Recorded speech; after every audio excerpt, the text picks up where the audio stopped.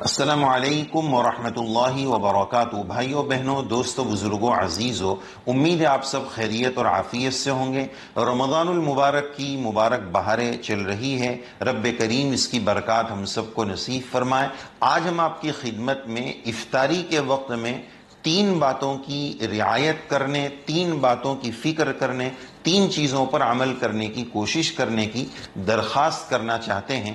سب سے پہلی بات کہ افطاری کا وقت بہت مبارک وقت ہے اور حدیث شریف کے مطابق وہ دعا کی قبولیت کا وقت ہے، لہذا ہمیں چاہیے، پہلی درخواست ہم آپ سے یہ کریں گے کہ یہ گولڈن ٹائم ہے، گولڈن چانس ہے، سنہری موقع ہے، تو اس موقع پر، افطاری کے موقع پر، دعا کی قبولیت کے موقع پر ہم سب کو دعا کا اہتمام کرنا چاہیے۔ ہوتا یہ ہے کہ مرد حضرات یہ لا وہ لا، نیچے سے تربوز لا، وہاں سے شربت لا، اسی چرچے اور تذکرے میں آخر تک لگے رہتے ہیں اور ادھر اذان ہو جاتی ہے۔ اور مائیں بہنیں تو اللہ ہی بس کرم کر دیں کہ آخری دم تک کچن میں اٹکی ہوئی ہے، بھجیے پر چمچے ہل رہے ہیں، فروٹ آخری وقت تک کٹ رہا ہے۔ کیا اچھا ہو کہ ہم سب گھر والے، اہل خانہ، تمام لوگ 10 منٹ 15 منٹ پہلے دسترخوان پر سب جمع ہو جائیں اور دعاؤں کا اہتمام کریں۔ یہ دعا کی قبولیت کا وقت ہے۔ دیکھو، ہماری شریعت نے ہمیں یہ حکم دیا ہے کہ تمہارے یہاں جو مزدور کام کرتے ہیں نا، ان مزدوروں کو ان کا پسینہ سوکھ جانے، خشک ہو جانے سے پہلے پہلے ان کی مزدوری دے دو۔ تو ذرا اندازہ لگائیں کہ جو شریعت مزدوروں کا اتنا خیال رکھتی ہے، تو روزے دار بھی تو اللہ کا مزدور ہے، اللہ کا بندہ ہے، تو کیا اللہ تعالیٰ اس کو اس کا ثواب اور اس کا اجر روزہ پورا ہونے سے پہلے پہلے نہیں دے دیں گے؟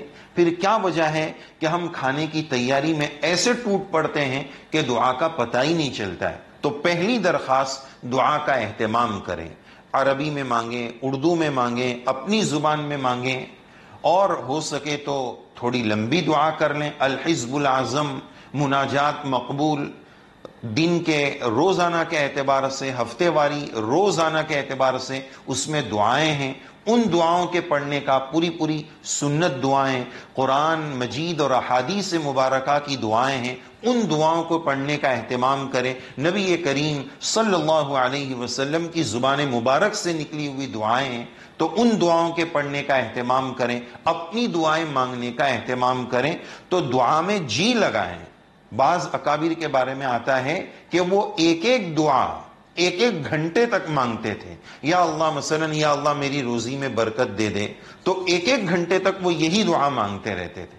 تو ایسے بھی اہل اللہ گزرے ہیں۔ تو ہمیں بھی جی لگے یا نہ لگے، جی لگا کر، اپنی مراد سمجھ کر، اپنی حاجت سمجھ کر کہ مخلوق کے سامنے ہم کتنے شکوے شکایت کرتے ہیں، افطار کے وقت اپنے رب سے اپنے مسئلے کو کیوں نہ منوا لیں؟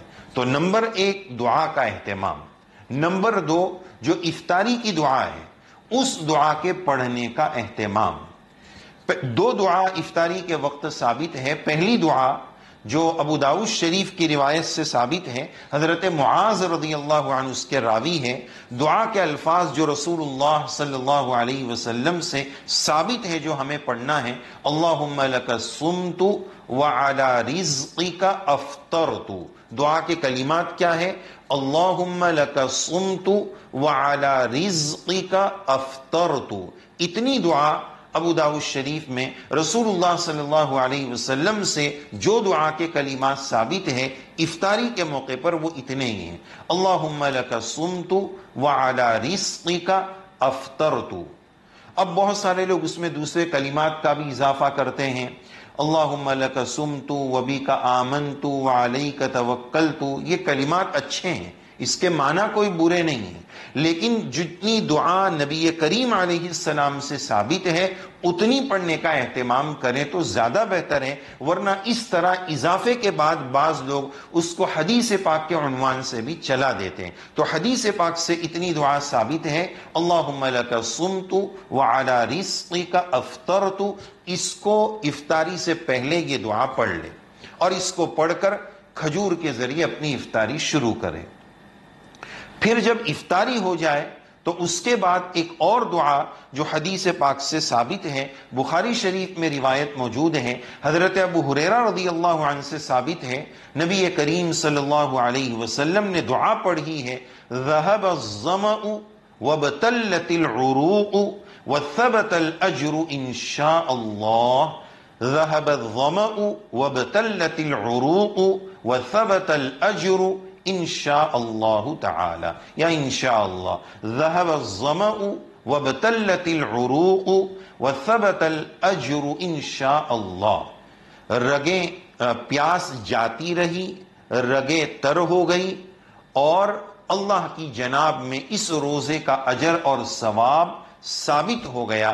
تو وہ والی دعا افطاری سے پہلے پڑھ لے اور اس کو افطاری کھانے کے بعد پڑھ لے۔ اس کے بارے میں بعض لوگ یہ کہتے ہیں کہ اللہم لک صمت کو بعد میں پڑھ لے، شروع میں نہ پڑھے۔ اس کو زیادہ بڑا مسئلہ نہ بنایا جائے، اس کو پہلے پڑھ لیں، اس کو بعد میں پڑھ لیں، دونوں دعا غرضے کے پڑھنی ہے۔ تو اس سنت دعا کے پڑھنے کا اہتمام کریں۔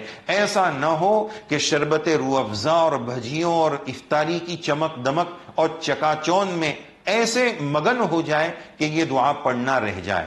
یہ دو دعا بھی پڑھیں اور بسم اللہ و برکت اللہ کہہ کر افطاری کریں۔ یہ تین دعائیں افطاری کے وقت یاد رکھیں، ورنہ دن بھر روزہ رکھا، یہ تین دعائیں مس ہو گئی تو جو ہے تین سنتیں گویا ہماری چھوٹ جائے گی۔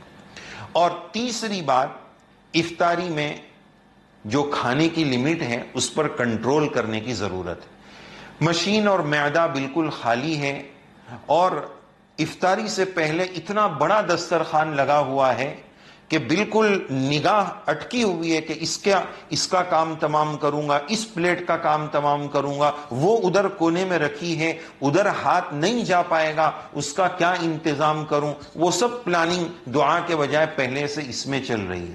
اور 15 منٹ 10 منٹ جب تک پورا دسترخوان صفا چٹ نہیں ہوگا تب تک اٹھنا نہیں، یہ مناسب نہیں ہے، یہ اپنے معدے پر ظلم ہے۔ خالی معدے پر اتنا ٹھوسنے سے طبیعت خراب ہو سکتی ہے، روزے کا مقصد فوت ہو سکتا ہے کہ صبح میں حفظ ما تقدم اتنا بھر لیا سحری میں اور افطاری میں تلافی مافات کر دیا، تو پھر بھوک کے ذریعے جو روحانی قوت ملنی چاہیے، روزے کا جو اصل فائدہ ہونا چاہیے، وہ نہیں ہو پائے گا۔ تو افطاری میں لمٹ میں کھانا، اور اس کا بھی خیال رکھنا کہ فوراً مغرب کی نماز ہے، اب یا تو رکعت ہی چھوڑ دیتے ہیں یا بولتے چلو گھر میں جماعت بنا لیں گے، یہ سب مناسب نہیں ہے۔ مسجد میں جائیں، نماز جماعت سے پڑھیں، اہتمام کے ساتھ پڑھیں اور منہ کی صفائی کے ساتھ جائیں۔ دیکھیں چنے کے دانے کے برابر وہ نماز میں اگر کھا لیں گے تو مسئلہ ہو جائے گا۔ تو اب ایسی صورت میں کیا ہوتا ہے، چنا بھی ہے، بھجیا بھی ہے اور پتہ نہیں کیا کیا ہے، وہ پورا منہ میں بھرا ہوا، کلی بھی کیے نہیں اور نماز میں پہنچ گئے۔ تو ایسا ان سب چیزوں کا پورا خیال رکھیں، ایسا نہ ہو۔ منہ کی صفائی کے ساتھ، پاکی کے اہتمام کے ساتھ، وضو کے اہتمام کے ساتھ اور پوری تیاری کے ساتھ مغرب کی نماز پڑھنے کا اہتمام کریں۔ یہ نہ ہو کہ افطاری کی وجہ سے یا تو جماعت چلی گئی یا پھر نماز کو آگے پیچھے کر دیا، ایسا نہ ہو۔ تو ان تین باتوں کا افطاری میں خاص خیال رکھیں۔ افطاری سے پہلے اپنی دعا مانگنے کا اہتمام، افطاری کے موقع پر تین دعا کا اہتمام، اور اس کے بعد افطاری میں کھانے میں لمٹ اور مغرب کی نماز کی تیاری کی فکر۔ ورنہ بعض لوگ تو یہ بھی کہہ دیتے ہیں کہ بھائی دسترخوان ابھی رکھنا، ہم لوگ جو ہے وہ ٹیسٹ میچ کے قائل ہیں، اس میں 2 بیٹنگ ہوتی ہے، تو ابھی ایک تو کر کے گئے، نماز کے بعد دوبارہ آ کر بھی کریں گے۔ بہرحال ان تینوں باتوں کا خیال رکھنے کی ضرورت ہے۔ اللہ تعالی ہمارے روزوں کو قبول فرمائے اور اللہ تعالی روزے کا جو مقصد ہے تقوی اور روحانیت، رب کریم ہمیں وہ نصیب فرمائے۔ آمین یا رب العالمین۔